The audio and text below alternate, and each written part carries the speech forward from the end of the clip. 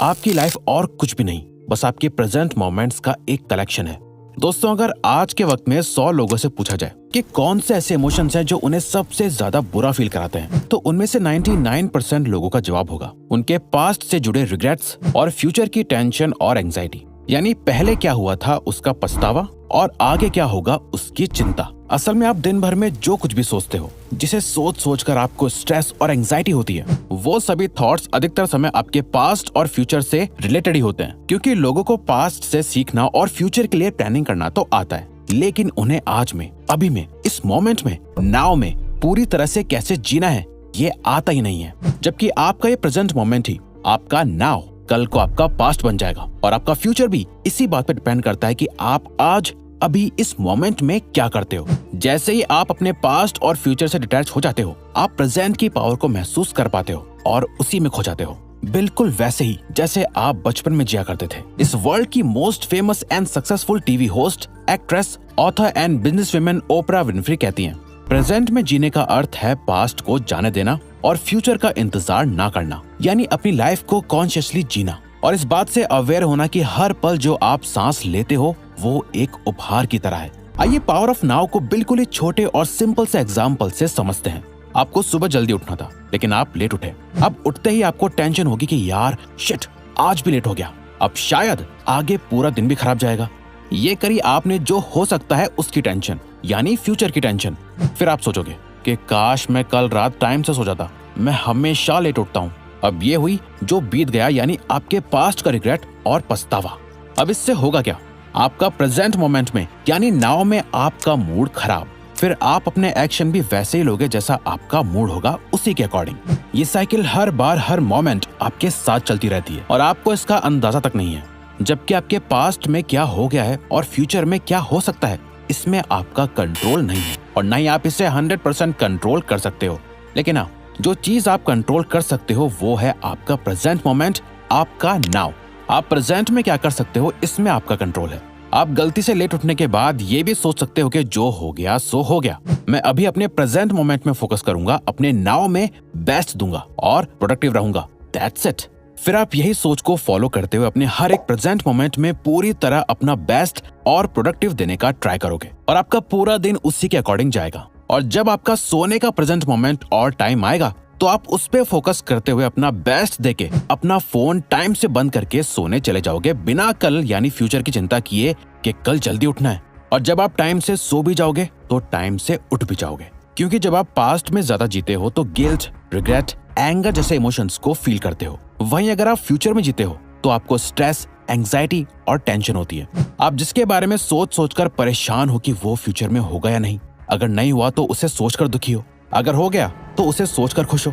ऐसे जीना ऐसा ही है जैसे आप एक स्टेशन पे एक ट्रेन का वेट कर रहे हो। आपको नहीं पता कि आपने वो ट्रेन मिस कर दी या फिर वो ट्रेन अभी आएगी, और आपका यह मानना है कि जब तक आप ट्रेन में नहीं बैठोगे तब तक आपकी जर्नी स्टार्ट नहीं होगी।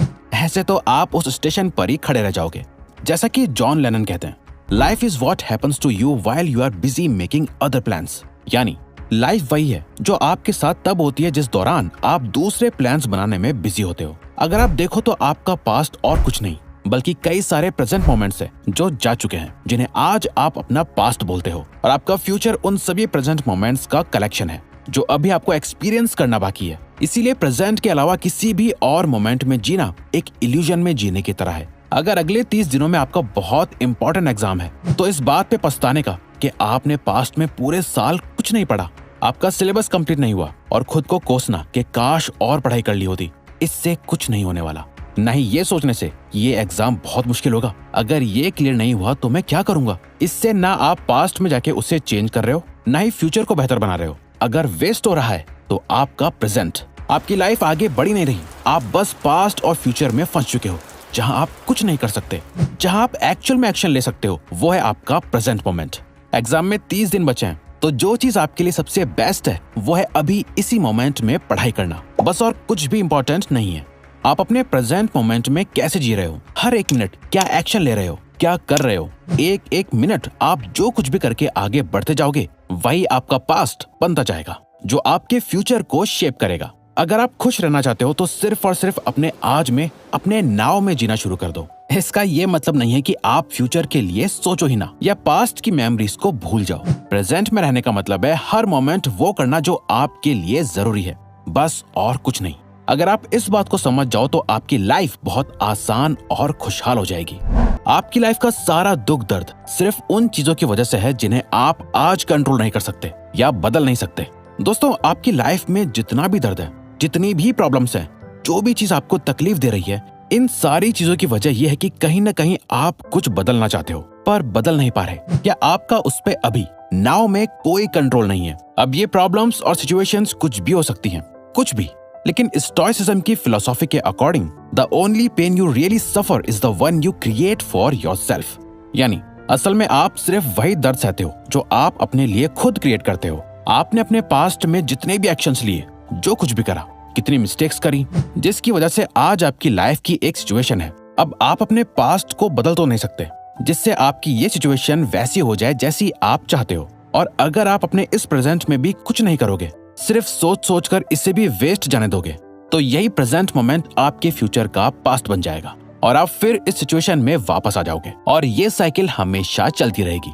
आप जितना उन चीजों को बदलने की कोशिश करोगे जो आपके बस के बाहर है, आपको उतना ही दुख और दर्द सहना पड़ेगा। चाहे अपनी लाइफ को आज ही से बेहतर बनाना हो, कोई एग्जाम की अच्छे से तैयारी करनी हो, कोई बुरी जॉब छोड़ के अच्छी जॉब को ट्राई करना हो या टॉक्सिक रिलेशंस को छोड़ना हो, ये सब चीजों को आप कंट्रोल कर सकते हो। लेकिन जिन पास्ट की चीजों में अभी प्रेजेंट मोमेंट में आपका कंट्रोल नहीं है, उसे आपको छोड़ना होगा, क्योंकि उसे पकड़ के रखा तो दर्द आपको ही होगा।